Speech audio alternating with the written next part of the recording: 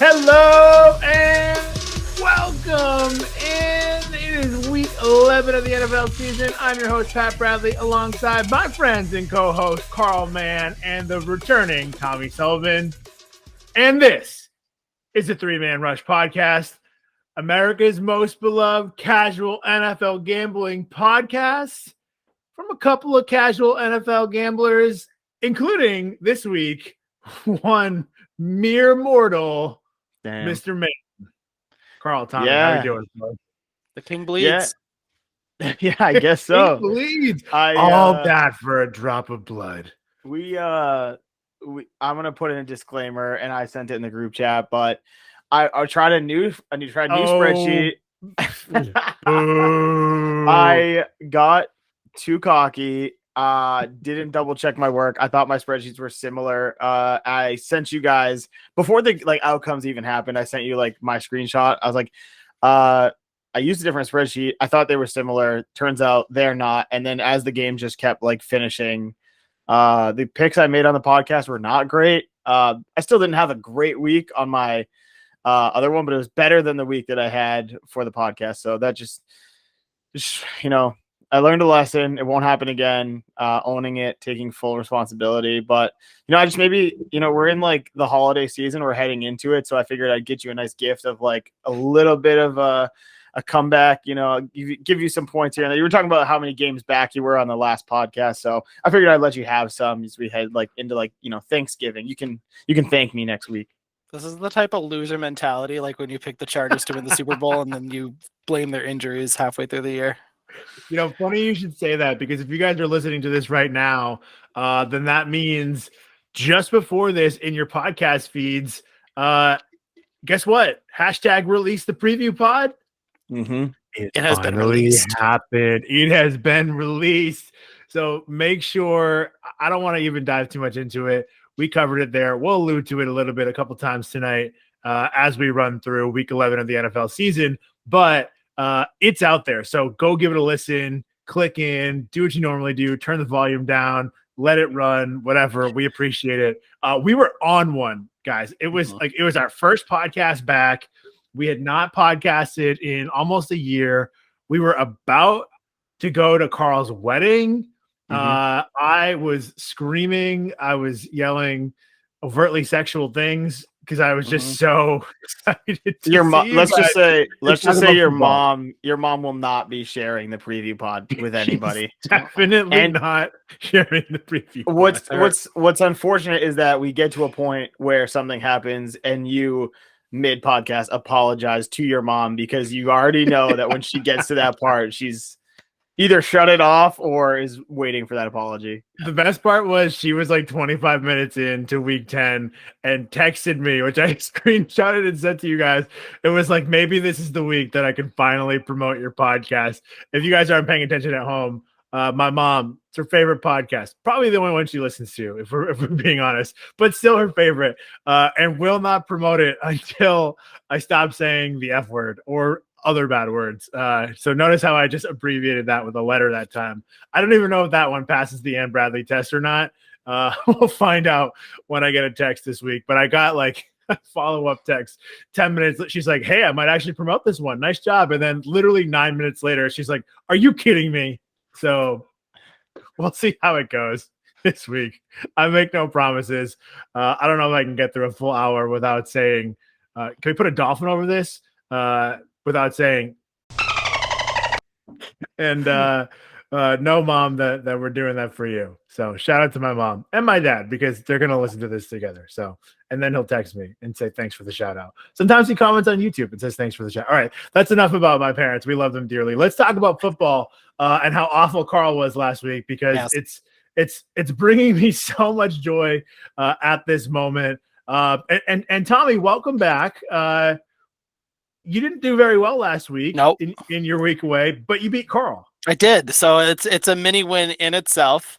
Any week that Always, right? any week that you're not at the bottom of the barrel is a good week in Tommy Land. So like has been the theme for most of this year. I'm just riding that wave right in the middle, and we kept that going. So This is a true story. I literally Sunday night I was laying in bed and like just looking through the records, and I like said to my wife, I said, "Oh my god, I beat Carl this week. I'm so happy." And she just goes, "Oh yeah." So if you guys make it to the end of the pod ever, you'll understand why that's great. Oh boy. So that's not everything you need to know about how we felt about this week. I don't know what is. Speaking of that record, last week I told you it's over for you bitches. I'm coming. And guess what? 500 record. We're back in it, baby. I won the week at 7-7. Great job by me. Beating out Tommy, who went 5-9, and Carl. I'm so mad. I wish we had a push because I went 3-9-1 in week 9, and you went 4-10. Tommy went 4-10 in week 6. So I still hold the low water mark for the season, but 4-10, not great by you, No. Mr. Carl. I made up a full 3 games in the win-loss standings. Shout out to Robbie Gold for not giving you that push. Oh my God. Literally, we picked, like you and I, Tommy, we were on the 49ers to cover 7 points. Robbie Gould misses the PAT. Niners win by 6. I was furious. I would have taken the push. Just helps the record. Yep. So strong agree. Tough one there, but hey, I'm not going to complain. Anytime I win the week, it's a good week. And I'm still in last place despite all of that. But I am making up some ground. So overall, again, Papoose and the Caboose, Pat, 62, 83, and 5. Not great on the season. I'm something like 89 and 51 straight up. Crushing that. But Vegas just has me in a chokehold. Tommy, right middle of the pack, although I'm catching up to you. So you better have a good week this week. You are at 67, 78, and 5. And then Carl, just the inverse, 78, 67, and 5. Still very comfortably in first place. So, I mean, good job. Congrats on that, I guess. Thank you. He's so humble now. And I know, like the energy is lower. We're quieter on this podcast, really, because I think Carl, it's like the roller coaster of gambling, right? What I said, I'm going to adopt a new persona this week. I said your mom better watch out because Boston Carl might come out. Boston Carl will be swearing up a storm because you're so mad. Oh man, so mad. He's out for revenge. You know what the crazy part is? We're going to jump on a plane over here right to Dollar Bill Island because even though Carl got 4 wins, just 4 wins, he still added to his commanding Dollar Bill Island lead. He got 2 of them this week, which just leads us to say, if you only bet Carl's Dollar Bill Island picks, you're probably profitable. Wouldn't have been last week. There was a few that you had, and Tommy and I pulled out wins there. So I think you had an overall record on potential DDBIs. But regardless, 4 wins, and you still snuck in $2 Bill Islands. Impressive work. I am finally on the board after 2 weeks of goose eggs for different reasons. I got 2 myself, very excited, and Tommy got 0. So I had 0 potential too. I was looking at I noticed that. Yeah. So you and I had a lot of agreement last week. Yeah. And when we disagreed, Carl agreed with you, which is exactly what 0 potential $1 Bill Islands means. So sorry for mansplaining that. On the season, Carl still has, if you added Tommy and I's score together, more than doubles us. So, or sorry, not more than doubles us. He has more if you add our points together. So I have 11. I'm still in last. Tommy stays put right in the middle at 14. And then Carl has literally doubled up you. That's what I was thinking of. He has 28 now on the season. Unbelievable. I don't understand how you do it. Even when you lose, you win. Dread it, run from it. Carl Man is inevitable. I'm here. I'm back, bitches. We're getting I never left. Honestly, I never left. Yeah, it's the new microphone. Tommy, you weren't here last week, but you did listen to the podcast. How did I sound? Sounded great. 10 out of 10. Sounded really great making all those loser picks.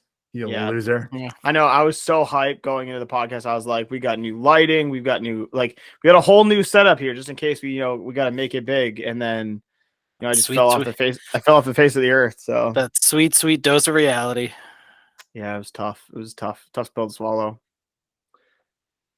Well, with that, and all of this, the pills we need to swallow, what do you say we just jump right in and start picking some games? Mm-hmm. Lovely. Okay. Before we do that, make sure you give us a follow on Instagram at 3Man Rush. Spell it all out. One word, 3Man Rush. Obviously one word. It's a social media handle. What is this? 2012, Pat? Come on, get it together.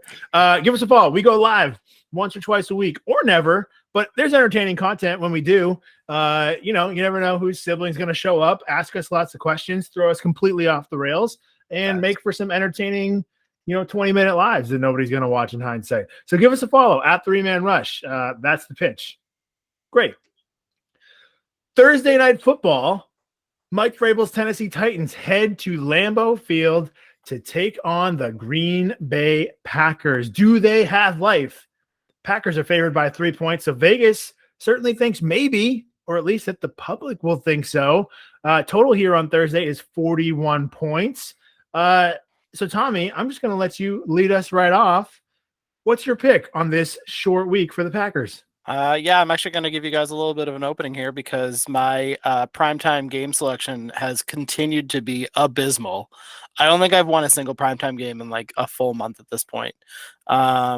With that said, I'm going to take the Titans and the points here because I still just don't trust Aaron Rodgers. Christian Watson did have a nice game, but it seems more of like a boom game than something that can be counted on week to week. So especially laying the points on a short week, I'll take the Titans here for sure.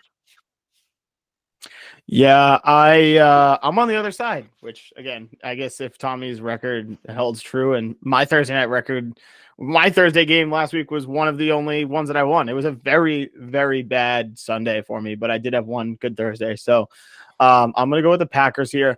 I do have a projected line of 3.2. So -3 is like as high as I can go for the Packers. I have a lot of games that are pretty spot on this week. So I'm hoping those fall on the right side for me, but I'm gonna go Packers here. If it was 3.5 would be on the other side, but wouldn't be surprised if this ends at a 3 and we end up with a push here. You guys, you want to bet the push, Pat, or you want to pick a side?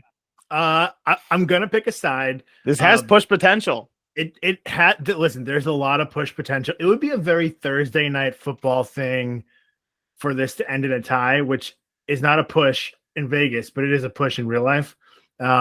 It would be a very Thursday night football. Like Al Michaels would probably quit on the spot. I think if he had to call a tie, if he even just had to be there for 10 extra minutes on a Thursday, I think he would quit. Do you think Kirk Herbstreit knows NFL overtime rules, or do you think it just goes back and forth like college? What do you think he would say about that? I think he absolutely just thinks of it's college. Yeah.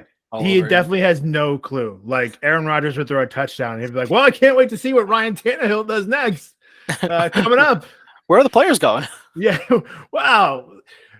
So impressive. They're running off the field, Al. And you just hear him kind of get choked out. Al's, his hair's disheveled, his tie's off. Kirk Herbstreit is grasping for air. Wow, this got really graphic really quick. I didn't have to say the bad word for my mom to shut this one off. All right. Was this you stalling to make your pick, or what's that? Was this whole story you stalling while you're trying to think of your pick, or? Yeah, 1,000%. When I guessed the line, I figured it would be Packers by 2.5. Literally what I wrote down was the Titans are better. I think they should be favored, but on the road in Lambeau on a Thursday night after that win against the Cowboys, I think the Packers are just going to get 2.5. Vegas isn't going to give them the full 3. The line has since moved. I agree with Carl. If it had gone to 3.5, I'd probably go to the Titans. But for now, Tommy, you get the island, and I'm going to go with the Packers. And I'm just going to make a note here. This is probably dumb, but the irony of, I think last week was probably, I would have to go check the tape. It's definitely the first time this season, but maybe the first time ever that all three of us unanimously picked against Tom Brady, Aaron Rodgers, and Patrick Mahomes. And it completely bit us in the ass. We all lost all of those games. We went 0 for 9 combined, 0 for 3 on the games. So I don't know. On a Thursday short week in Lambeau Field, only laying a couple points. Let's see if Aaron Rodgers can make it 2 in a row, and we can all RELAX relax. But for now, we're not going to relax. We're going to move on to Sunday Night Football, where the aforementioned Patty Mahomes, my man, Patty Mahomes, and his Kansas City Chiefs are favored by 6.5 points when they head to Los Angeles to take on the Chargers. So, Carl, I'm going to just give this right to you to lead us off. Total here is 50 points. But before you lead us off, did you know that one Patrick Mahomes is now the MVP frontrunner? And don't look now, but the number 1 seed in the American Football Conference is none other than the Kansas City Chiefs. Go listen to the preview pod, folks. Just give it a little listen. See what I got to say there about Patty Mahomes. And, we could talk about it. We could talk about it next week. Carl, for now, let's talk about this week. Who do you have covering this game? Chiefs by 6.5 in Los Angeles. Jeopardy music for the technical difficulties. My bad. I went to sip my water and then muted myself and then totally forgot. But we're back now. We're live. We back. In the last 2 weeks of the podcast, we had to give an error message for Tommy for calling the Bruins game incorrectly before the finale, and last week when you said the parlay. So that was my turn. That was my turn to take the L on that one.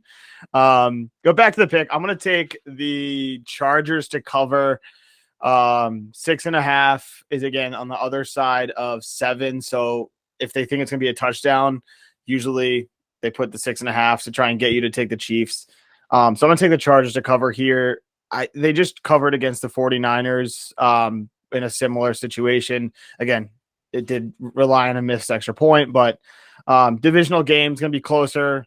We just saw the Commanders also beat the Eagles, which was a division game, which some of us saw coming, but also division games tend to be a little bit closer, especially past week 10 of the season. So I'm going to take the points here with the Chargers. Don't think it's going to be a victory for the Chargers, but I don't see why they couldn't cover 6.5. So I figured that this line would be around 7.5. I said 7.5. I believe it opened at Chiefs by 7. So that has moved down. So it seems like the public agrees with you enough to push this line down to 6.5. But I was pretty comfortable with 7.5. So laying fewer points, 6.5. I'm going to just jump on the Chiefs. I'll tell you this about the Chargers. You look at the outcomes of their games this year. They either are in a they typically win a close game, except for week 2 when they lost a close game and did cover against the Chiefs in Arrowhead.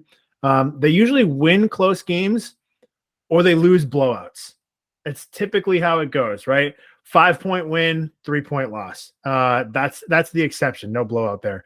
18-point loss, 10-point win, 2-point win, 3-point win, 14-point loss, 3-point win, 6-point loss last week. Probably bucks that trend a little bit. I don't know. I'm just feeling the Chiefs. I think they're clicking.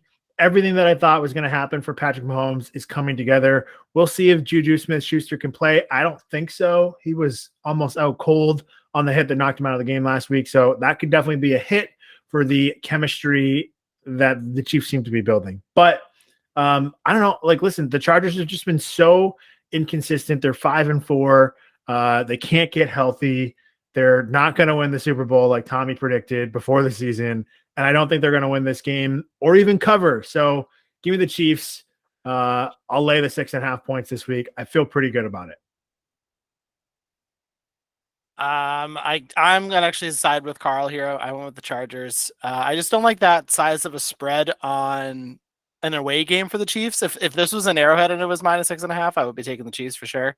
I just don't like that big of a differential going on the road. I will say one little prop bet to watch out for, because you mentioned Juju might not play. I think Kadarius Toney's going to get a lot more looks in that. So if his yardage is at like between 45 and 55 yards, I would hit the over on that. I don't know what the actual number is, but I would guess that it's probably around there. So if it's in that range, hammer the over for him. But give me the Chargers for the game.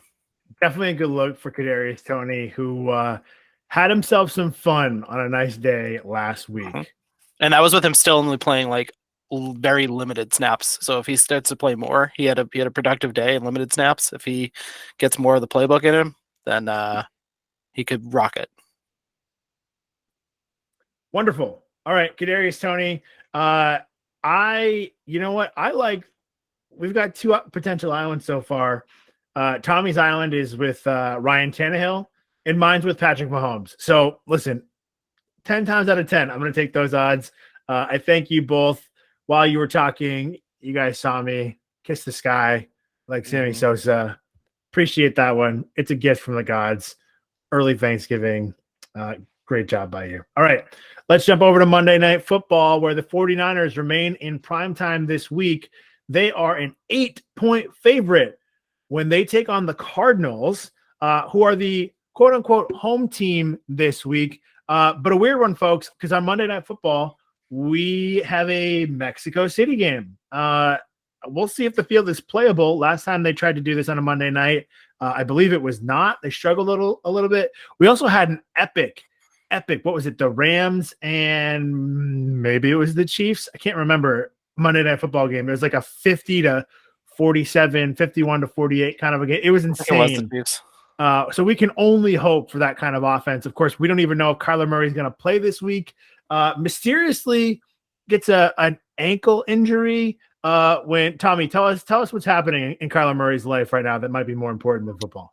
So we're recording on Tuesday, and on Wednesday, Call of Duty Warzone 2.0 drops. So he might be a little bit more focused on streaming than he is playing football for the next 2 or 3 weeks. Going to have to streaming a quarterback on his fantasy team as well, because TBD if he's going to be in there. Listen, the Arizona media, which I don't know what kind of like a sports media scene. I don't think it's Boston, to say the least, or New York.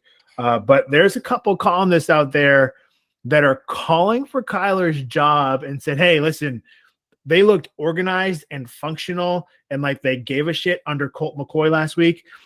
I think that could also just be a product of playing against John Wolford and the awful Los Angeles Rams. But there's people that are ready to be done with Kyler Murray in Arizona. And if they hadn't just given him that whopping contract last offseason, they probably would be, candidly. So I don't know. We'll see how that affects this week. We still don't know if Kyler Murray is going to play. So we're just going to pick it and stick it and figure it out. So who wants to lead this one off? I don't envy you because I have no idea what I'm going to pick. So somebody else go. I have no problem doing it because I was thinking even if Kyler Murray's in, he would have been, I don't know what his game plan, his practice habits would look like this week. But if he's not, -8 is still fine. I'm going to take the 49ers here either way. I just think that even with they suffered a couple injuries last week or 2 weeks ago in their secondary, but even with that, I think that they're the more well-rounded, better team. So at just 8 points on a neutral site, I'll take that. Yeah, this is another one of those spreads that I have projected really close to the actual number. So I have the Cardinals plus 7.94. So not enough for me to take the 49ers. So I have to stick with the Cardinals here. Maybe this will be like a backdoor cover game. Maybe this will be closer than we think. If Kyler Murray doesn't play, then that could also be a factor. I did say on the podcast last week that I don't want to bet on the Cardinals until Kyler Murray can prove that they can win after Call of Duty comes out. And he didn't even play. And so I bet against him. He didn't even play, so it like cost me. They won, obviously, but Kyler Murray technically didn't. So we'll see what happens this week, and I'll keep my opinion until it happens. But I don't think they win this game either way. I just think they might cover. So I thought that the 49ers would be favored for sure. I thought the spread would be a little bit lower. I put it in the Vegas zone. I guess around 4.5, 5. It opened at 6, so probably tough. I mean, tough for you, Tommy, to pick the 49ers. Better for you, Carl, to pick the Cardinals, get more points. But clearly the public is hammering this. And I think all that tells us is that Kyler Murray's, whatever it is, ankle or is it ankle, hamstring, something with his leg. It's not progressing where it needs to be. All we've heard from Cliff Kingsbury at this point is that they're not going to put Kyler back out there until he can run full speed, full go 100% of the time. Clearly, right? That's such an important part of Kyler Murray's game. Why wouldn't you do that?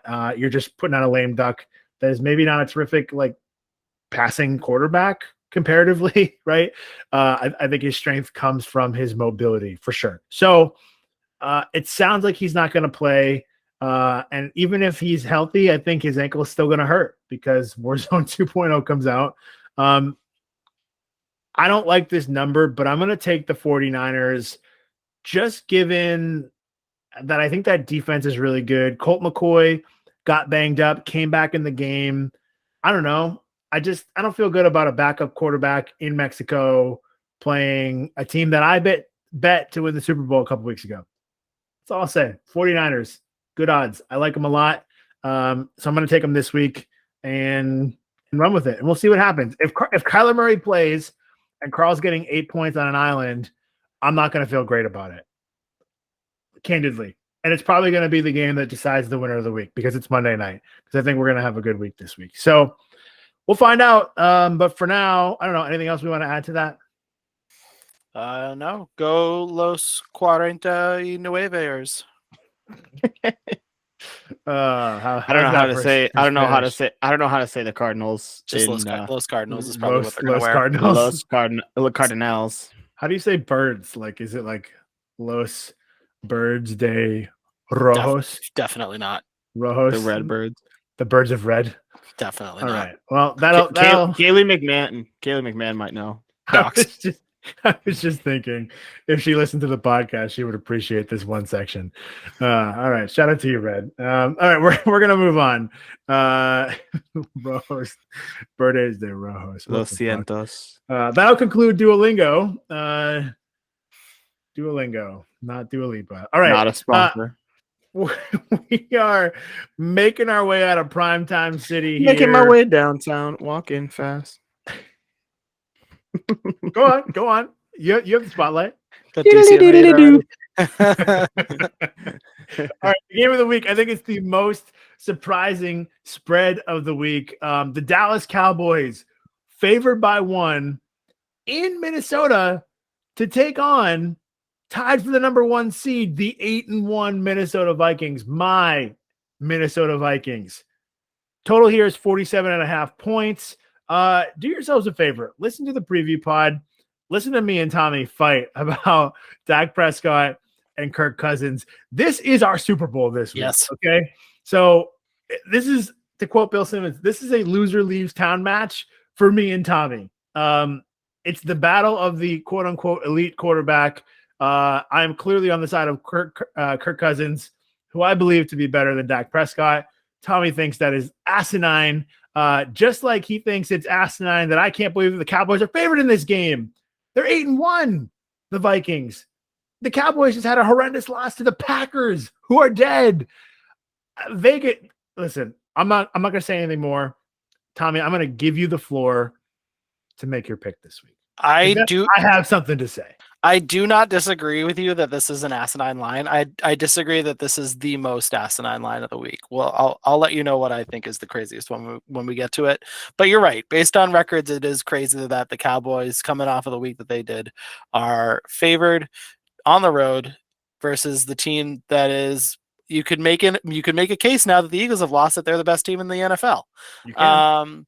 So this feels like a trap. This feels like Vegas is trying to goad a lot of bettors who would be Cowboys fans to pick the Vikings. And I'm going to go against that because I got to ride with my man Dak. So give me the Cowboys this week. I'm just going to ride with it. Screw the trap that Vegas is setting. I'm not falling into it. Give me those Cowboys. You took the words out of my mouth, but Carl, I'm going to let you go first. Nope, 100%. I think that everyone saw The Cowboys lose to the Packers, and everybody saw the Vikings beat the Bills. That's the only reason why this line is what it is. I don't know, Tommy. Is there a fact? The only reason. Is there a fact that the Vikings are the worst team at that record? Does anyone have like a statistic? I don't know what the exact analytic is, but since the Super Bowl era of all the teams that have had 8-1 records, these Vikings have graded out to be I think it's the second worst in the Super Bowl era amongst all teams with a record that they have.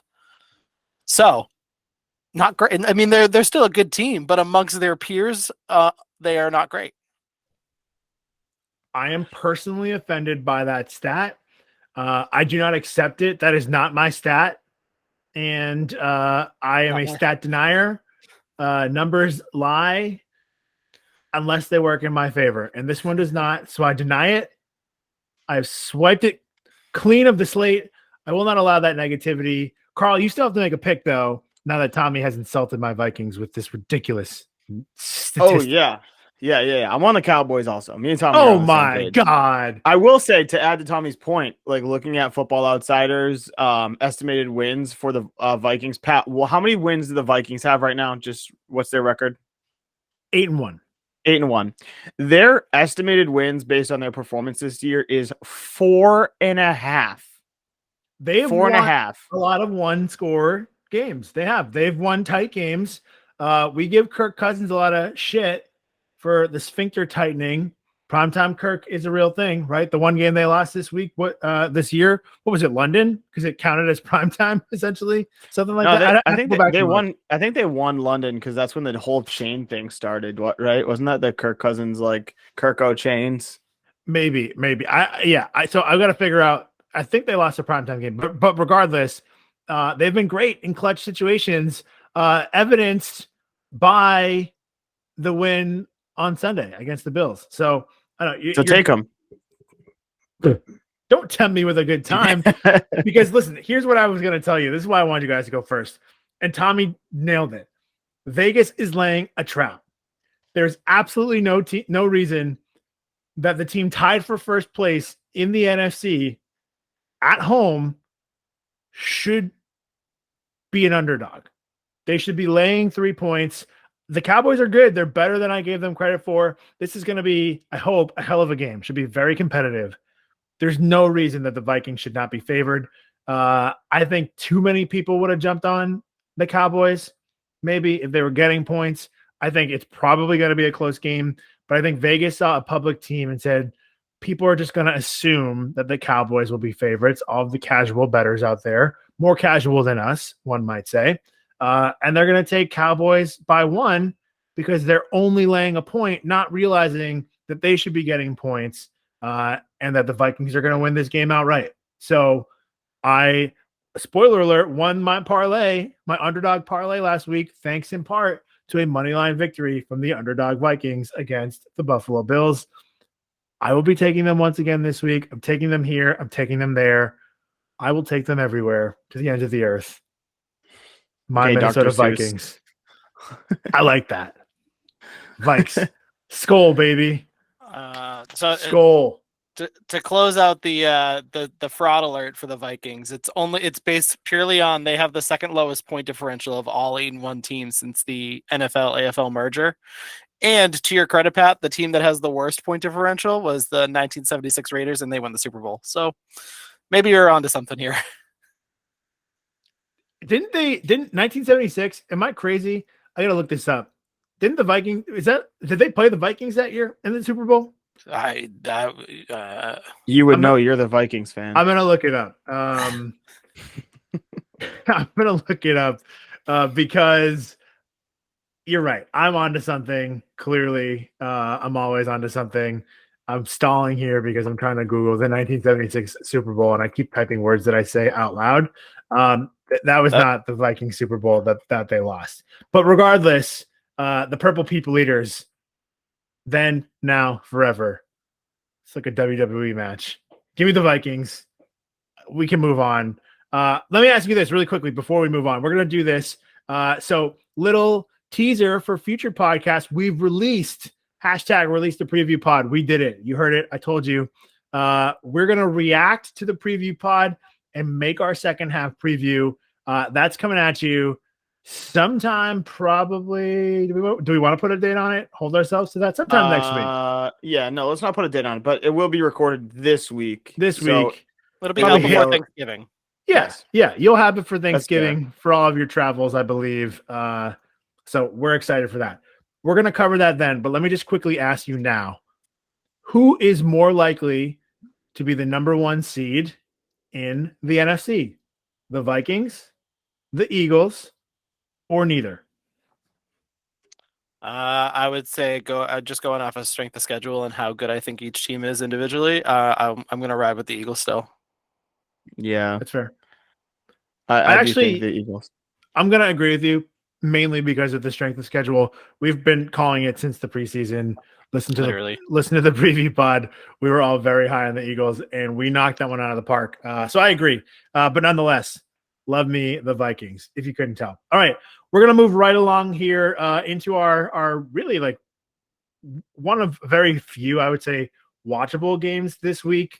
And it might be a shit show because we might be getting some weather up in Buffalo, where the Cleveland Browns travel to Buffalo to take on the Bills, who are 8-point favorites in this one. Total is 43 points. If we're getting a snowball, that one feels high. Keep an eye on that. Carl, Tommy, I know that you both have some strong opinions on this one. So, Carl, I'm going to let you lead us off here, where the Bills is 8 points a little bit too high. Actually, I'm not even going to let you lead us off because I need to ask you guys a question. I'm sorry. I do this all the time. This is a very Pat moment. Here's my question for you. When do we about the Buffalo Bills? Here's how I'm going to set the stage. My Kirk Cousins, only 1 touchdown last week, 2 interceptions. He got tripped on a snap by his own lineman twice. The Bills had a goal line 4th down stop. When do you see that happen? And they also had a 12th man on the field for that play. So they had 12 men on the field. The refs didn't see it. No wonder they got the stop on the Vikings. Dalvin Cook should have had a touchdown before that, dropped the ball. It was chaotic. Like the late game execution on a few plays for the Vikings that I just so strongly defended was not great. Okay. The Bills got a million gifts, such as Gabe Davis's catch, which was blatantly not a catch and then was not reviewed. The clock was even stopped. There was absolutely no reason that shouldn't have been reviewed. A major gift from the referees on that one, on top of their 12-man like goal line stop. And then Justin Jefferson had to make maybe the greatest catch of all time on 4th and long to keep that game even alive. Otherwise, it's completely over. Okay. And then the Bills fumble the snap on the goal line when they just need to make 6 inches of forward progress, give up a touchdown to tie the game. And let me just say, Josh Allen's elbow that might need Tommy John surgery, might not. It's not going to get better by playing football and throwing the football. So I need to ask you, we can pick this game. I'll shut up now. But like, are we worried about the Buffalo Bills? 2 straight losses since we heard about Josh Allen's elbow injury. Curious if it happened before that. Like, when do we worry about the Bills? I mean, I don't know. I mean, until Josh Allen is not playing in games, I think you don't have to worry about it. Once he can't play, that's when you got to worry about it. I mean, he is their entire team, and even with his quote unquote injury, after they give up the touchdown, they still go down the field, drive immediately down the field to kick a game-tying field goal to send it to overtime. So it's not like the game ended right after that, and you're like, oh well, they lost the game. I mean, they did end up losing the game. My favorite part as a Patriots fan, though, and messing with the Buffalo Bills fans, was that they did get a possession in this one. I had to remind them. I was like, wait, did the Bills get the ball? I don't remember if they got the ball in overtime. Did they? Because I know that was an issue of contention where they didn't get the ball, and that's why they lost. But they did actually get the ball. Some famous game where that happened, right? Yeah. Yeah, there's a whole new rule created about it for the playoffs. So, I mean, they got what they wanted, but I guess it doesn't even matter. So, I mean, thank God it worked out for them and they won this game in overtime, right? Oh, skull, yeah. baby. I mean, they didn't win the coin flip, but, you know, good defense can stop them from scoring. But especially when you have 12 guys in the field. Yeah, dang, that's crazy. Anyway, I'm picking the Bills this week. Don't care about the points. You can't. They're gonna bounce back. I know it's a lot, but my whole thing has always been like recency bias, and if a team doesn't cover 1 week, there's a chance that they're getting not enough love from the spread. So I'm gonna take this here. I think it's closer to 10 or 11 points that they win by. So I'll lay the points. Let's get to it. Yeah, I mean, this game has a major potential to swing either way depending on what the weather looks like, because there could be a massive snowstorm coming into Buffalo on Sunday. We're still about 5 days out at this point, so it could, like I said, it could go either way.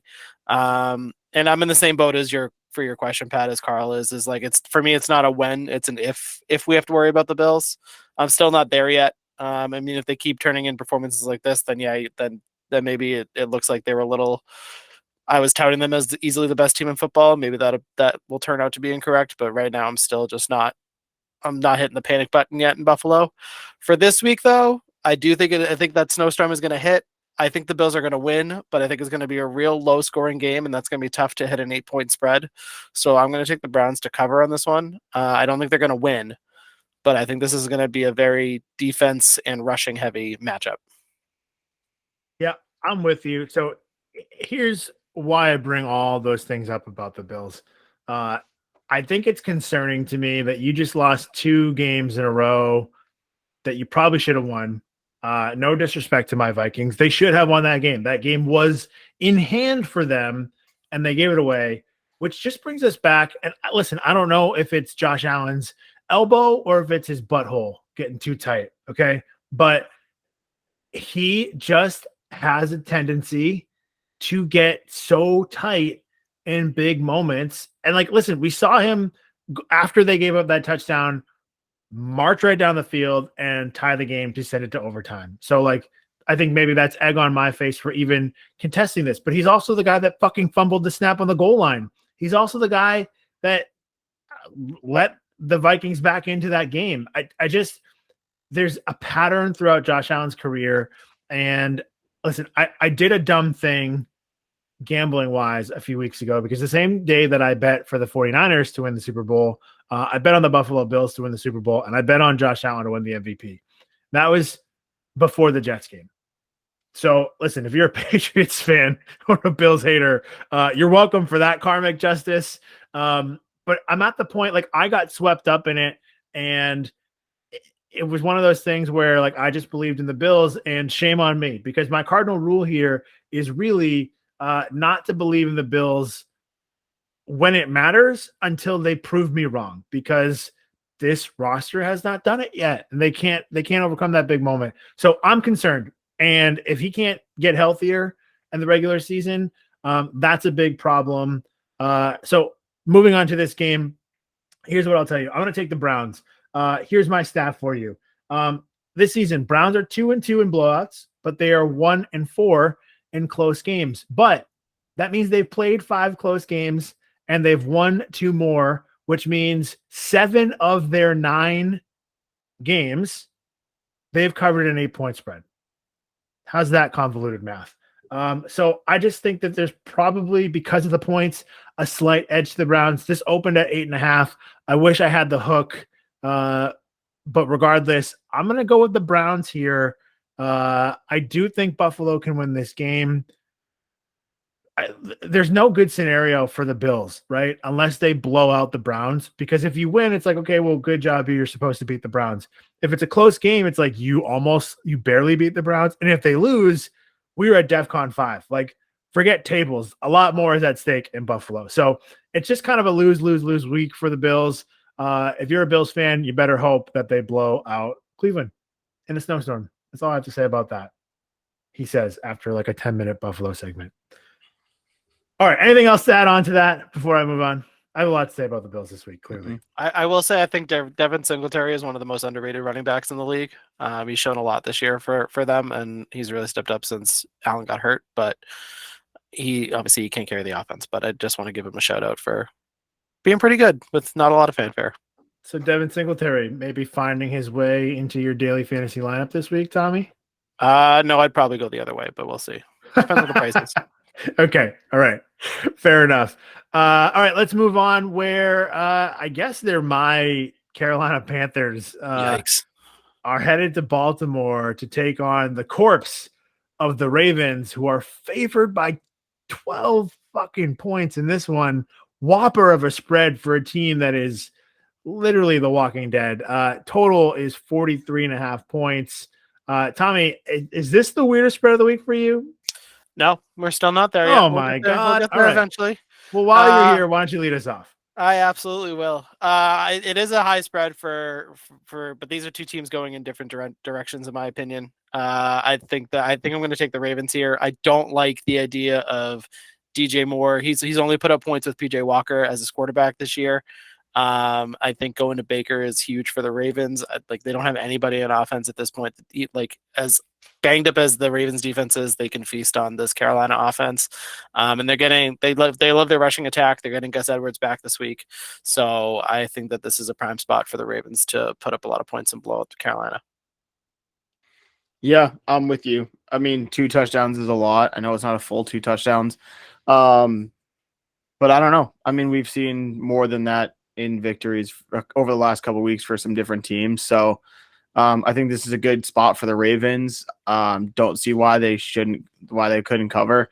I guess maybe the only concern is that they take their foot off the gas and try and stay healthy. But I mean, I don't know.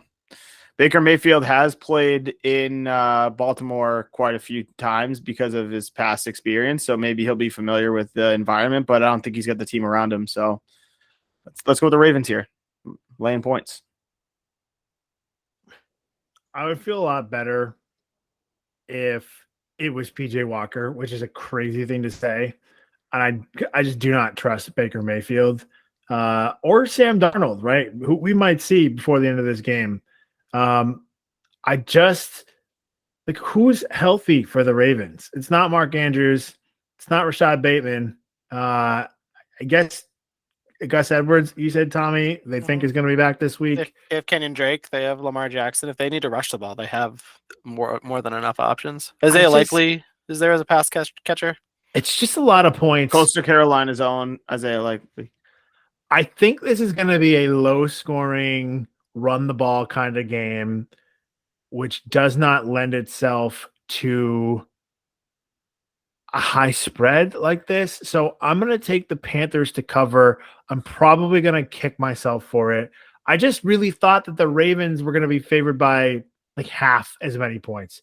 Like, if it was Ravens by 5 or 6, I would have done it. Listen, the Panthers are not good. I don't know if the Ravens are great. We'll see any given Sunday. That's why we play the game. But for now, I'm going to just take those points and hope for like a slug it out run fest. Donta Foreman maybe scores a couple TDs. It's like a 3-headed monster there in any given week, right? Like, even like the backup just got major yards a couple weeks ago. Like the third string backup, who was like a practice squad guy a month ago before Christian McCaffrey got traded. So I don't know. We'll see. I still want to believe in the Panthers defense. I'm one of the last idiots on earth that does. But I'm going to take them this week and probably regret it. I will say I like your logic for hammering the under in this game. High spread, low scoring game. And like, listen, when it's an under with like the low scoring, it's hard to cover 12 points. That's all I'm going to tell you. It's a big number. It's a big number for two not really great teams. And a Ravens team that I don't know if they can score the ball. All due respect to Lamar Jackson, who has not been phenomenal this year. I don't know. Maybe this is the launch pad for him for the rest of the season. We shall see. But let's move on, because the Chicago Bears and I don't know, Lamar Jr. and Justin Fields head to Atlanta to take on the Falcons, to take on wannabe Lamar and Marcus Mariota. All the running quarterbacks here. Falcons are favored by 3. Total is 50 points. I didn't have a clue what to do with this one. I figured the Falcons would be favored. I thought it would be by fewer. I don't think I really want to give up 3 points.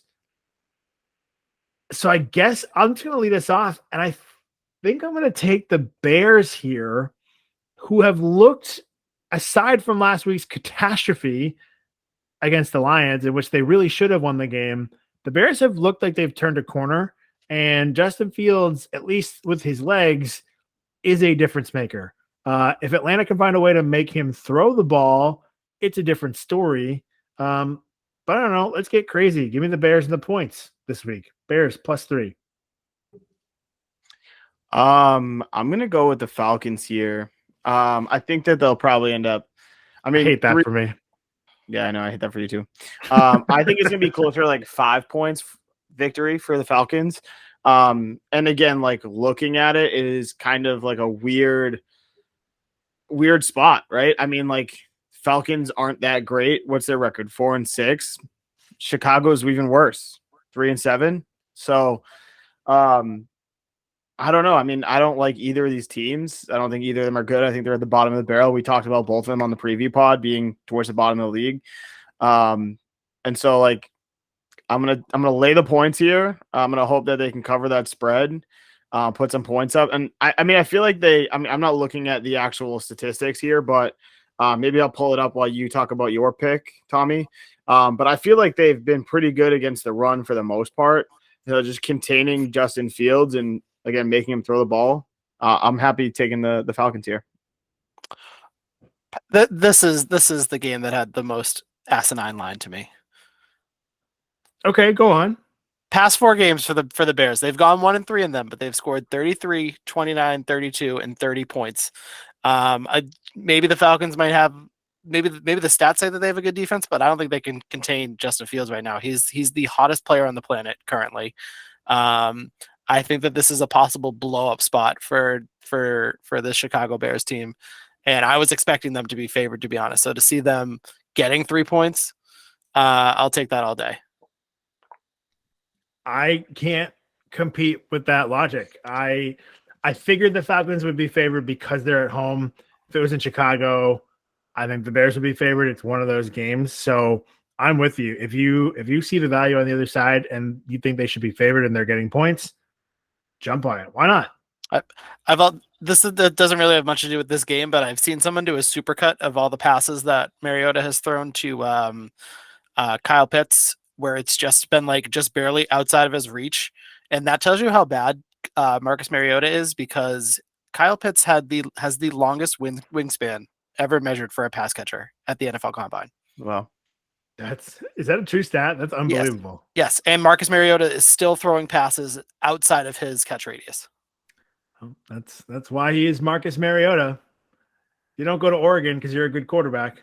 So give me the top QB right now versus the bottom QB right now. I'll take that. I shouldn't say that. Justin Herbert went to Oregon. Is Justin Herbert really good? No, I'm just kidding. We're not going to do that. All right. Another island for Carl. He's taking the Falcons while Tommy and I are on the Bears. Let's move on where the recently defeated Philadelphia Eagles, the perfect season is over. Carl, we said there was a chance they could go 15 or 16-0, or that first loss would come in week 16. I picked the Commanders against the spread. I got that $1 bill island on you guys last week. I did not expect them to win the game outright. Taylor Heineke, the Green Lizard, coming through in the clutch. So I don't know. Is there any concern this week where the Eagles, who are favored by 6.5 points, head to Indianapolis to take on the rejuvenated Colts and former high school coach, currently undefeated NFL coach, Jeff Saturday? Who do we like in this one? Again, I think that it's a reaction line. I think the line should be higher. The Colts are going to win some games this season to finish out the stretch, I think, because of their coaching change. It's definitely a change for the better. I just don't think that they're ready for the Eagles. I think the Eagles are going to come off this last game pissed off. I think, the Colts are obviously riding high and they really have nothing to lose playing behind Jeff Saturday. And again, it's a different environment there, but at the end of the day, it's Matt Ryan at quarterback. So I'm going to take a pissed off Eagles team. Again, they lost to a division opponent. That's always tough. They lost straight up. We're not even talking about against the spread, which was a huge spread, which makes it even more disappointing loss. But sometimes you just have to get that out of the way. They've been riding high for so long. It was semi unexpected. I'm sure in their locker room they thought they were going to be at that point, but I mean, from the outside looking in, what Vegas had, I think 9.5 wins on the season, which was one of the things we talked about, that we thought they were going to probably get those 9.5 wins before they even lost a game. They got pretty dang close. So I'm going to take the Eagles, obviously, to win. That's not a question, but I do think they're going to cover the spread too. Yeah, Carl, you took the words right out of my mouth. I think the Colts made their coaching change at the right time and went through all that turmoil with announcing Jeff Saturday at the right time, because they got to walk into a cakewalk matchup of Josh McDaniels. And I think, like Carl said, the Eagles are a pissed off team right now. They have less pressure on them to get to that 17-0 standard. And I just think that, even though I think Matt Ryan is a better quarterback for this Colts offense, I think that the Eagles are just that much better of a team than the Colts. So 6.5 isn't high enough for me to not lay the points. So give me the Eagles here. Full agree. You nailed it. You guys nailed it. Totally reactionary. I thought it should be Eagles by 10. Again, 10.5, double digits. It opened as Eagles by 8.5. And somehow it's already down to 6.5. So I don't know. What does Vegas know that we don't, or is it just? I think the public hammering the Colts. Yeah, I could be wrong, but that line I think comes out before the Monday Night Football game is played, so that could have also adjusted it. Which again is to our point, though. If like going into the game, if they win that game, the line is going to be bigger than what it's at right now. Easily, so like 10 just because 11. they lose that game doesn't mean that the line should change. You know what I mean? They're the same team. Obviously, they didn't play well, but again, circumstantially. So, again, I think it's just a little overreaction. I don't know. Thoughts? I saw a stat, and I'm trying to confirm it. I didn't see it recently. I saw it a while ago. But teams that play in Vegas, they lose their next game immediately following. And if you remember, Indianapolis just came out of Vegas, so there might be a Vegas effect there. They had victory Monday. Who knows what they did on Sunday night? Could be setting them up for a failure of a week. So again, I like this spot for the Eagles even still. Very good point about the ills of Las Vegas. Speaking of ills, I think that's how we're all going to feel. We had some relief last week. We didn't have to watch Mac Jones at quarterback, but our Patriots are back, and so is Mac. They're 3-point favorites this week against the New York Jets, who, reminder, folks, we're still ahead of them in the AFC East standings. Patriots are in the basement there. Let's not forget. Total here is 38.5 points. Patriots at home, favored by 3 against the Jets. Tommy, you are a staunch Mac supporter, so I'm going to let you lead this one off. Yeah, I mean, you're right that they are in the basement of the division, but I wouldn't be doing my job as a Patriots fan if I didn't say that they're also in a playoff spot from that spot in their division. I am surprised that they are favored at home, considering the Jets are ahead of them. And really, it took a penalty on a Mac Jones pick 6 when they played the first time to not be a blowout, not be a close game in the Jets' favor. But I'm still going to take the Patriots here because Zach Wilson, for some reason, against the Patriots, he just can't play. He forgets to play football. Like, he's looked fine, not great, but he's looked fine in all of his other matchups this year so far. But against the Patriots, he just turns into a complete pumpkin. So I'm going to expect that to continue, especially in New England now. And yeah, just give me the Patriots here to cover. Agreed. I agree. I do think it's going to be cutting it close to the 3-point spread. I mean, it's going to be a close game either way. I'm still going to take the Patriots here. And here's my projection. I've been watching a lot of highlights just because they're hyping him up. Sauce Gardner, covering receivers. He puts his hands all over the receivers going downfield, making the play. Again, not bad defense. It just doesn't get called. I wouldn't be surprised if Belichick is trying to get into the ear of the refs this week at the game, whatever, and say, hey, watch Sauce Gardner on these plays downfield, these 50-50 balls. I mean, I watched again the Bills game when the Jets played the Bills a couple of weeks ago, and like he had a pick, he had a couple plays, and he's good about it. It's not like it's not a push off, it's not like a pull grab or anything like that, but he'll like use that guy for leverage. And again, because he's playing the ball, a lot of times they don't call it because if you're playing the ball, they usually let you get away with a little bit more as if you're not just playing the receiver. But I wouldn't be surprised if we see some calls go for the Patriots against Sauce Gardner, and we'll hear about it all throughout next week when they say that the refs are for the Patriots and their questionable calls. That's fair. I do want to point out, Tommy, you're correct. Patriots are holding the 7th playoff spot in the AFC right now. They are tied with the Chargers and the Bengals, so very easily can change. I thought the Patriots were going to be favored by fewer. They opened as 4-point favorites. I was very ready to take the Jets and the points.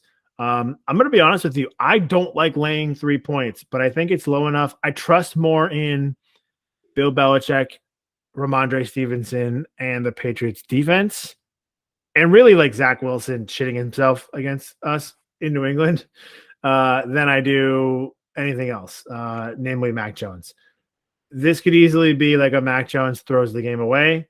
Do we get a Bailey Zappi sighting if it's like 17-0 at halftime because he's thrown 2 pick sixes? We'll see.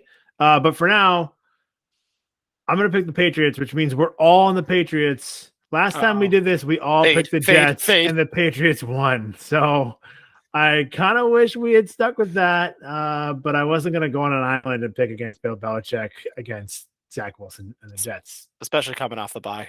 Yeah, I'd rather go down with this ship along with you guys than be on that island and lose it that way. So give me the Pats -3, but I don't feel great about it.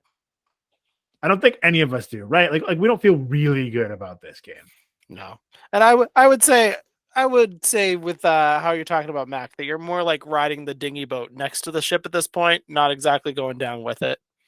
I mean, listen, if it's the Mac Jones like steamboat, I'm off. I'm drowning. I've hit the Titanic, and I've accepted that fate.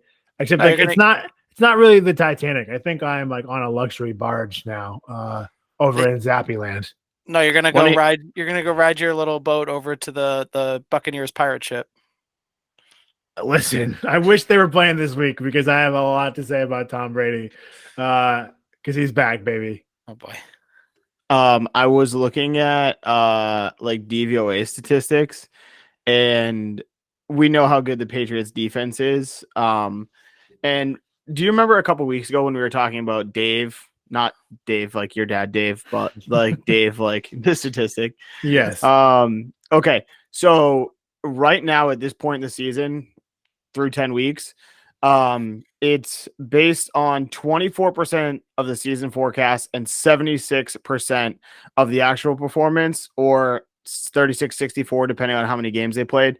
The New England Patriots right now, currently, weighted DVOA, not Dave, but weighted DVOA, number 1. Dave, which again takes into account the preseason forecast plus their performance, they're number 3. So their defense has just been insane.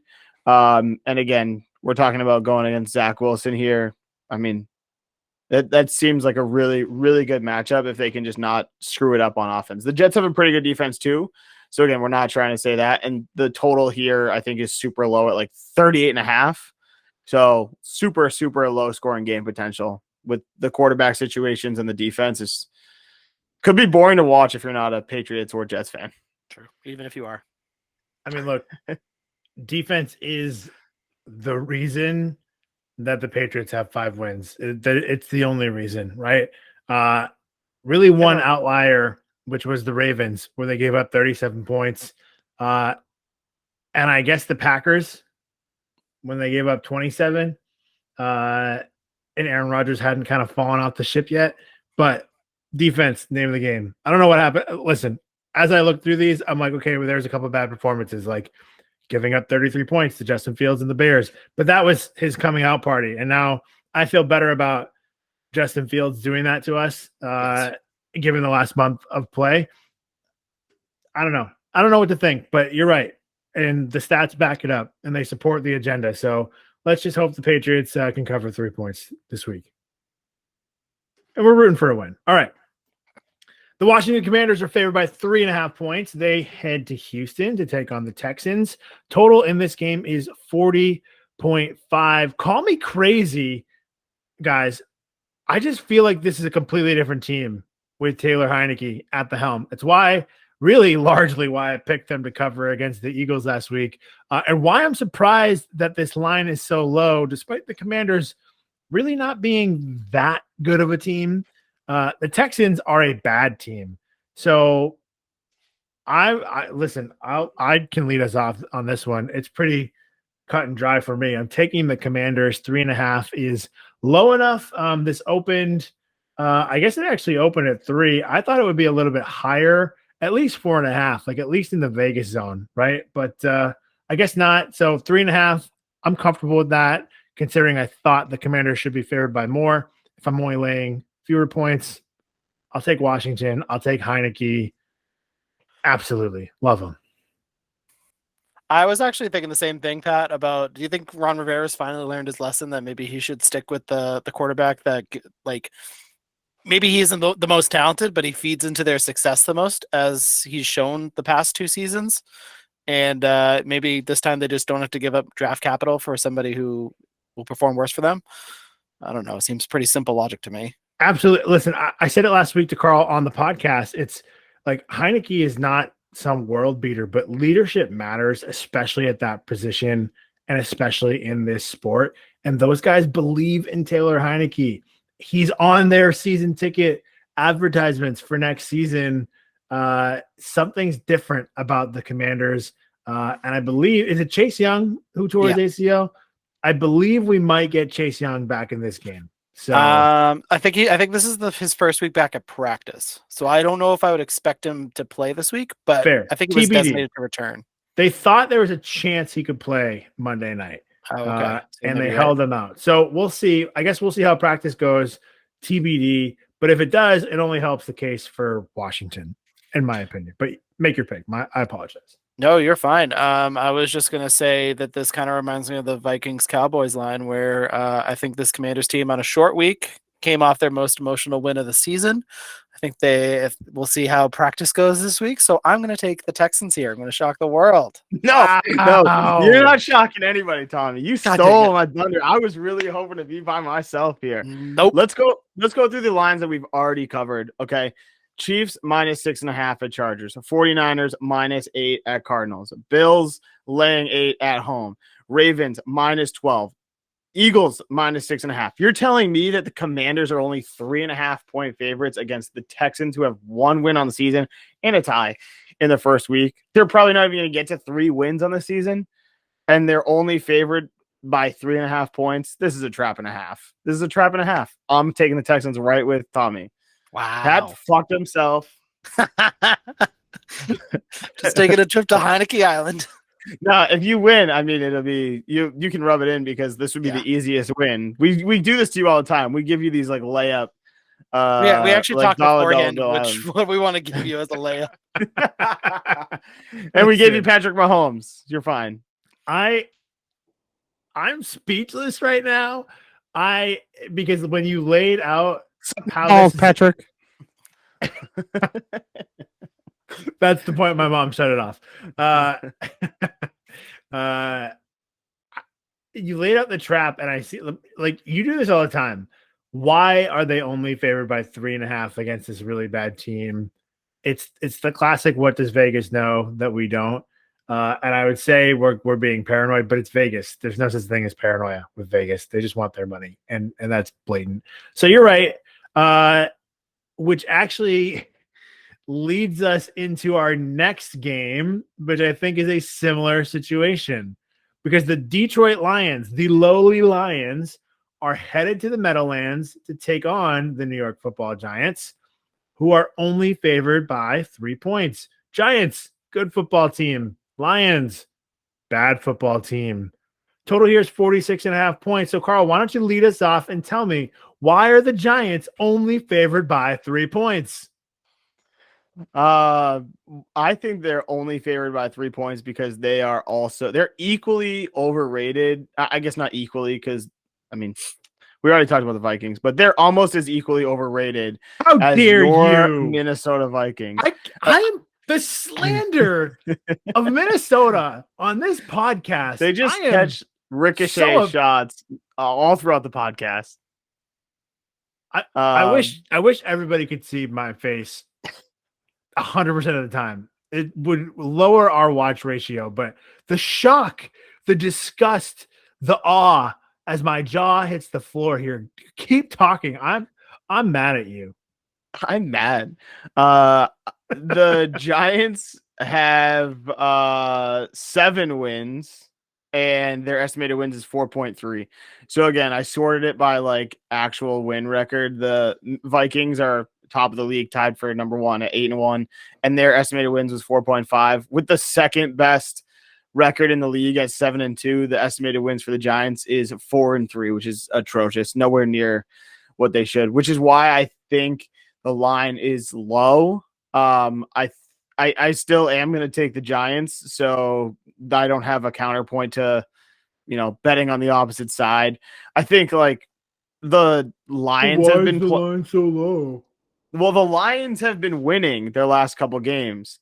They're 3-6 on the season though, right? So they managed the last 2 wins against division opponents, which we've again talked about. Division games teams get up for.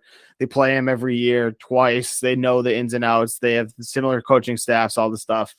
So I'm thinking that the people are saying, "Oh, the Giants not that good for their record. The Lions are rolling right now. They've won 2 games in a row. They're probably going to knock off the Giants." So again, I'm just going to lay the points here, and if I'm alone, that's fine. I mean, you can make that decision. No, yeah, you're not alone, because I was You're gonna not pick the alone. Giants anyways. Not at all, because I mean, yes, the Lions have improved. Aiden Hutchinson and Jeff Okudah at corner have made the defense look a lot better than it was early on in the season, but it still funnels to the run defense being super weak, and they're running into an offense that runs through its running back pretty heavily, if not the most heavily in the league. So this is going to be a real big Saquon week. I think that, as you stated, the Lions are coming off 2 emotional wins in the division, so I think this is a little come down spot for them. And yeah, I mean, give me the Giants. It's only 3 points. I'll take that all day. Yeah, listen, the Giants should be favored by a touchdown, at least 5. It's insane that it's only 3. That's value to me. Maybe it's a trap. Listen, if the Commanders and Texans is a trap, this is too, and I'm falling into both of them. I'm taking the Giants unequivocally. Put it in the books. Every time I've ever said that, the books have reflected that I have been wrong. So I should probably stop. But give me the Giants. Losing books. You put it in the books with pencil, not pen. Yeah. All right. The Cincinnati Bengals are favored by 5 points in this divisional matchup when they head to Pittsburgh to take on the Steelers. Total here is 41 points in this one. As our resident Steelers expert, Carl, I'm going to let you lead off once again. Yeah, I mean, this is a weird line, right? That's the Vegas dead zone. Yep. So this screams like backdoor cover to me, but I'm taking the Bengals. I'm gonna lay the points here with the Bengals. I think they need payback from week 1 of the season. They should not have lost that game. They're gonna pull it up. There's nothing for Tomlin to get rah-rah about. I mean, he's already beaten this team. He's an underdog, so they beat the Saints, but that's not saying much. So I'm gonna get the Bengals. I think they're gonna get hot to finish out the season. So Bengals here for me, laying the points. Don't really like it past 5.5 because I'm again afraid of that backdoor cover, but I'll take it at 5. Yep. Once again, Carl, I am right in the same boat with you because I'm picking the Bengals. I'm really upset that the Saints screwed me over last week because I thought that was not. I mean, our best bets haven't been great, but I thought that was one of the safer options, and I got destroyed. But I don't know. I think that this Bengals team is leagues better than that Saints team. Obviously, I don't think the Steelers are all that good, and I think that they're going to want to start getting their sights set on making a playoff push, and it starts with this week, so they're going to want to get that off on the right foot. I just don't really understand the Bengals. Like, how do you lose to the Browns, and then you go you only put up 13 points, and then like it's like, okay, well, can you even score without Jamar Chase? And then they drop 42 points against the Panthers, who I just touted that defense earlier, so fuck me. Soap But emoji. damn it. Sorry, Mom. Did so good. It's too late. It's Dolphin way too that late. one out. It is way too late. I don't know what to do. I'm gonna take the Steelers. I'm gonna do it. That's fair. Because of a hook. It's not a hook anymore. But I thought it would be 4.5. It opened at 4.5. I thought that was right. I didn't feel great about laying the points then. It's now 5. TJ Watt is back. The defense is getting a little bit healthier in Pittsburgh. We'll see it. And Minka, right? I think he's coming back from his. Is he out, or is he coming back from his appendectomy? No, he's out. They're getting Watt back, but they're losing Minka Fitzpatrick for 2 weeks or so. I thought he was already back because I thought he missed one game from the appendectomy, but he's coming back. I could be wrong. I don't actually know. You guys should both finish your thought. You guys would both know more about the appendix recovery times more so than I would. I still have mine. Yeah, we are both appendix-less. Both lost those in college, like some other things, including dignity. But listen, for a normal human, yeah, you're going to be out from that appendectomy. But in the sports world, especially in the NFL, you're getting back out there. Will it hinder him? Yes, but it looks like Mike Tomlin is optimistic that Minka Fitzpatrick can return this week. That is the quote from his appendectomy. So you got Minka Fitzpatrick back. You've got TJ Watt back. I don't know, the extra half point, I thought it should be. I'm never going to feel good betting on Kenny Pickett and the Steelers. But like, I don't know. Tell your wife I did that for her. You're welcome. Steelers this week. To circle back to Minka Fitzpatrick, Tomlin said that he sounded optimistic that he would play this week. Schefter reported that he would be out until week 12. So I'm wondering if this is a little coach speak, a little gamesmanship from Mike Tomlin. Interesting. Hate that for me.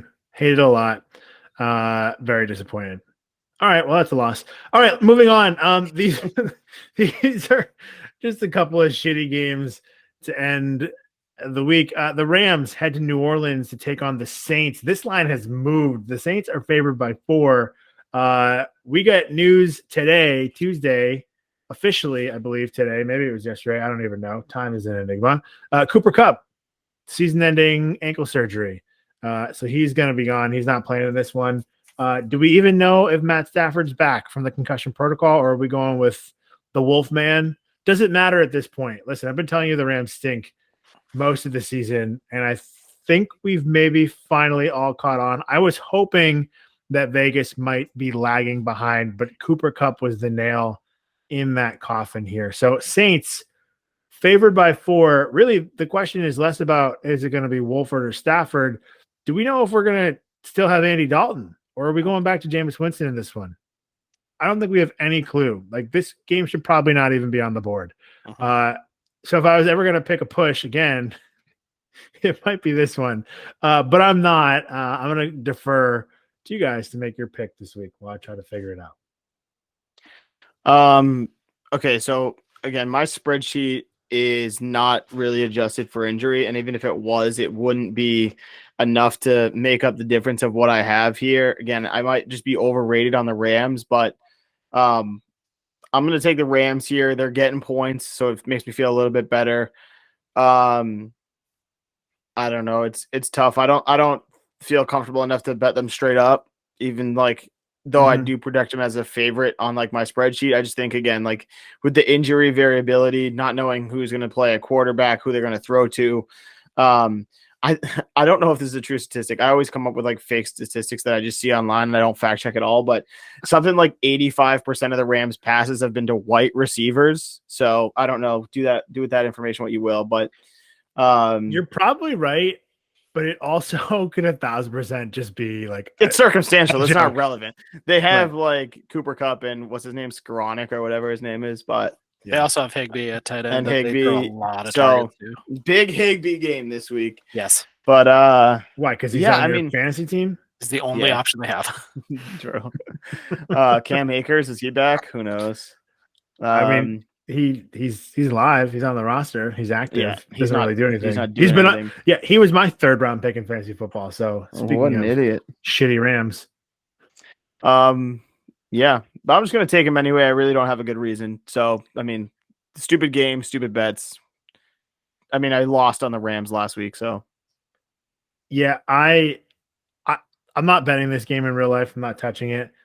In my notes, I said it would be Rams by 2.5, unless we know Stafford's out, in which case it'll be Saints by 2.5. It opened as Saints by 3. It's now Saints by 4. That's enough points for me to take the Rams. I don't really have any logic more beyond that. There is no value when you're betting a shitty game like this. But if there's such a thing as imaginary value in this game, I think it's on the Rams side getting the points.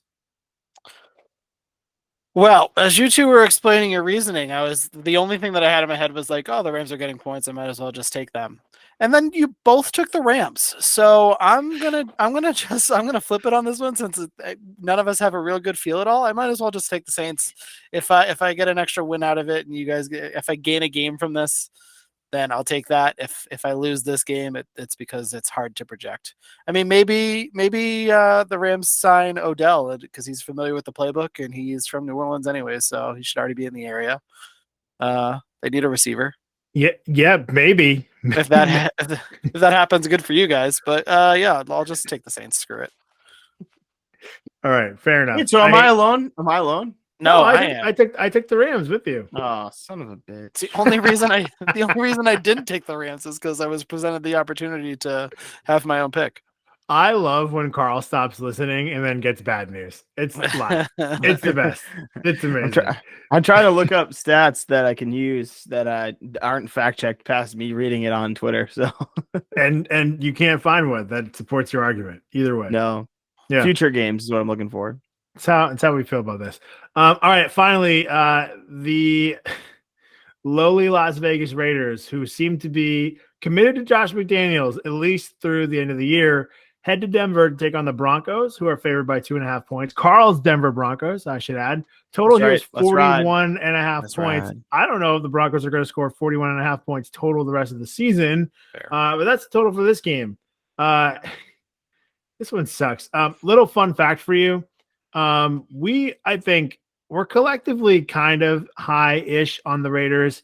I want to say I was off the Raiders and I was lower on the AFC West than both of you were. I need to revisit the preview pod. I should listen to the whole thing myself. But part of the reason was just sort of logical regression to the mean. The Raiders were 7-2 last year in 1-score games. And with the wondrous Josh McDaniels at the helm, they're now 0-6 in 1-score games this season. So I think there's a world where they are quote unquote as good as they were last year. And there's a world where last year is the same as this year. And nobody's really surprised at how the Raiders are performing. So I don't know. I have no idea what that means. But for now, I thought the Broncos would get a few more points. As awful as they are, it's only 2.5. I'm actually going to take Carl's Broncos, maybe for the first time since week 1, to lead us off for the final game of the week. You want my fun fact for this game? I'm sure that you just found it on Twitter right now. So yes, please. I saw it on TikTok the other day, but I just confirmed it on my Google machine. Do you know how many bathrooms Russell Wilson has in his mansion? The answer is 12. So someone on TikTok is keeping track of how long it's taking Russell Wilson to get as many touchdown passes on the season as he has bathrooms in his house. He currently has 7 touchdown passes, not bathrooms. So he's not on pace. He's on pace to finish like in the last week of the season to get to the number of bathrooms he has in his house. Can you send me that? I need to monitor touchdown bathroom watch very closely. This is the number one thing I'm rooting for the rest of the season. To not hit 12, take the Yes. under on 12. Incredible. I'm still gonna take them here. Defense is gonna be a huge key here. I think mentally, just based on the two teams playing and how bad of a game is, we forget that it's a division game. The Raiders have been putting up points, it seems like, early, but then not being able to finish out games. So they're terrible in the second half. And I think that if you can't put up points on the Broncos, I mean, that's not making for a good second half. So if you can't put up points in the first half, and you definitely can't put up points in the second half, I think it's going to be a low scoring game. And I'm going to lean Broncos. It's in Denver also. Cold weather, getting towards winter, high altitude. I was going to say low oxygen. I almost said low altitude. So I think that plays into it. And again, I don't know. We're going to get the Vegas effect on Vegas, the team. They played in Vegas last week. So everything's just pointing right to the Broncos for me. I'm going to take them. You can laugh at me. It's fine. Before I make my pick, I will say the untold part about that stat about one score games is that in 17 games last year, they had 9. They already have 6 in 9 games this year. That's wild. That said, the fact that they haven't won one of them yet seems like they could be a regression candidate for those close games. I think this is going to be a close game. I think after the last 2 weeks, I think Derek Carr crying at the podium and Devontae Adams getting frustrated and vocalizing his frustrations a couple weeks ago, Mark Davis having to make a statement, backing his coach. I think this is a emotional, positive movement direction for the Raiders this week. I think that they're gonna maybe win outright. Yeah, actually, you know what? I will say it. They're gonna win outright. Give me the Raiders here. Dare I say it's a little revenge game narrative pick for Tommy McDaniels against the Broncos. Well, my old friend. We meet again. I was thinking about the Broncos, but you guys presented me with the Island again, so I took it. I like it. You got to make up ground somehow, and if you don't, you're already losing. So who cares? Fair. Yeah, great. All right. Well, great job. To be fair, the Raiders have already beaten the Broncos this season. That is fair. Valid. I know the Broncos are coming off their bye, but regardless, ride or die. Bathroom watch, touchdown watch. I'm leading the show with that next week. I can't wait. I hope Russell Wilson throws 0 touchdowns. Me too. That is what if he watch him throw 5? Oh my God. I would be devastated. I would be devastated. Truly devastated. Now that I know this, it's the only thing that matters in my world. All right.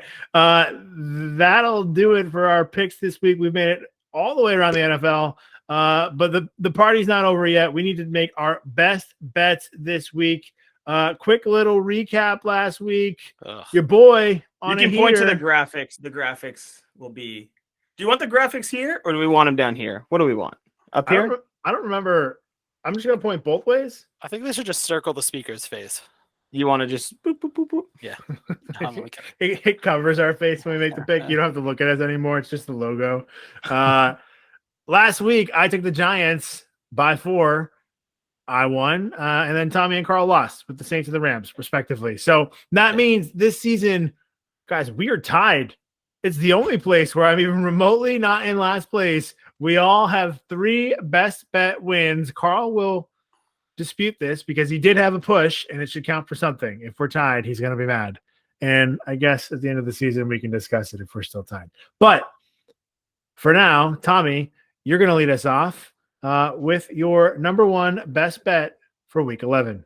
Yeah, and I tried to tease it a little bit because I knew that I had the first pick this week, but the most asinine line to me was the Bears not being favored against the Falcons. So the fact that I'm once again getting 3 points for them, I will take that all day. Bears plus 3, taking the dog as your best bet. I like it. Carl? I am a little upset because I was going to take the Falcons, but I'm not allowed to. Unofficial rule says that I can't take my best bet against another person to make sure that we are not just stealing wins here. So I think I'm going to ride with Tommy's one of mine and Tommy's picks, and I'm going to go with the Cowboys on the other line that we thought was a little crazy. The Cowboys only having to lay 1 point. I'm going to take the Cowboys. He was going to take the Vikings. Yes, this is perfect. Let's go. This is great. What a Are you turn of fucking events. kidding me? I did not plan that, but this is amazing. The fact that you just explained that rule where I was just going to break it and hope everybody forgot. It's the Awesome. official, unofficial rule of the Three Man Rush podcast.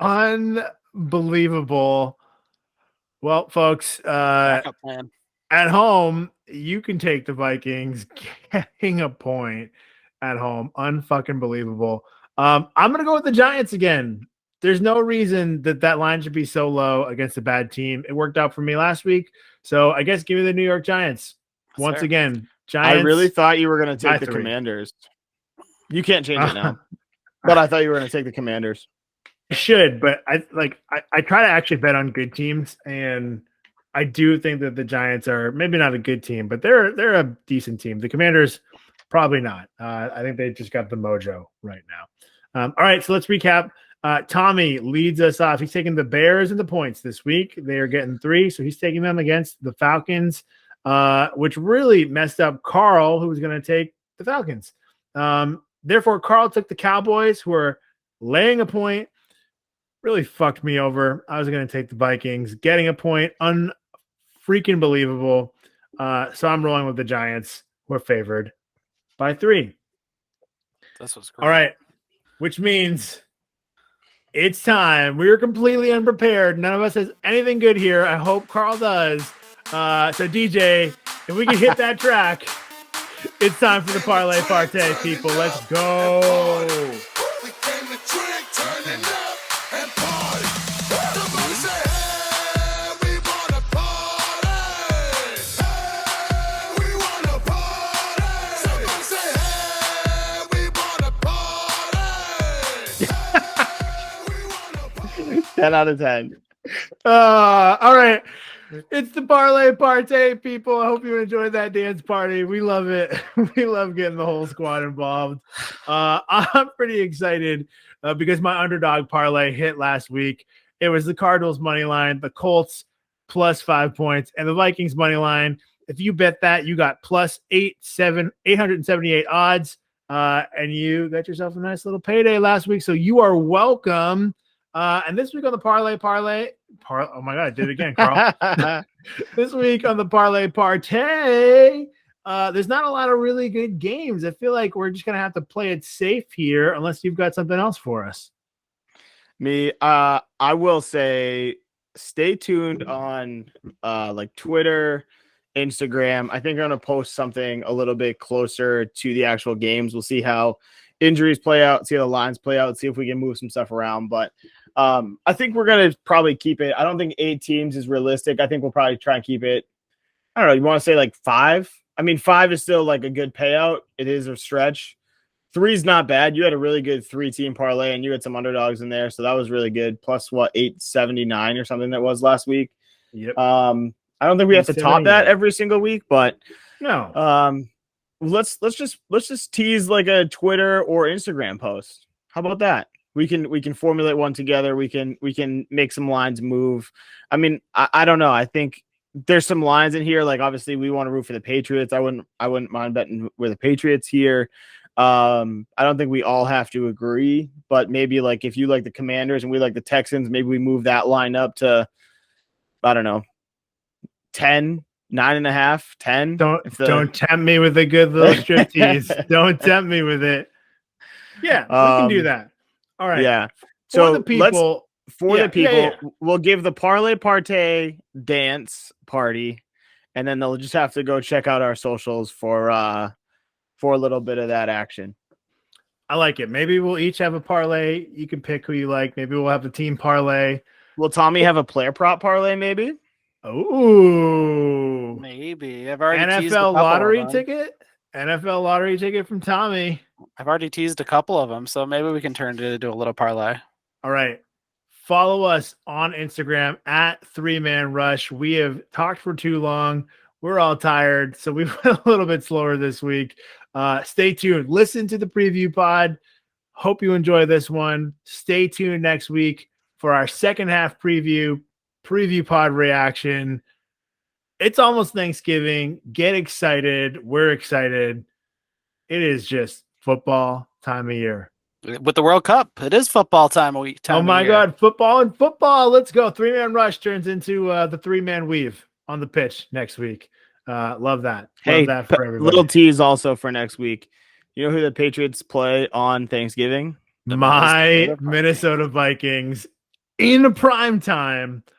I have never been more terrified.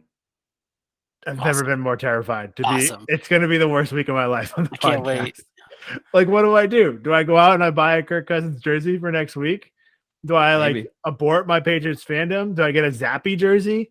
Can I get like a split Bailey Zappy Kirk Cousins jersey custom made for the podcast next week? If you're listening and you can do that for me, Bailey Zappy, Kirk Cousins, right down the middle, like they're my twin boys, make it happen. Otherwise, follow us on Instagram at 3-man rush. Spell it out. Good job, guys. That'll do it for us. Hey, good luck at your local sports book this week, everybody.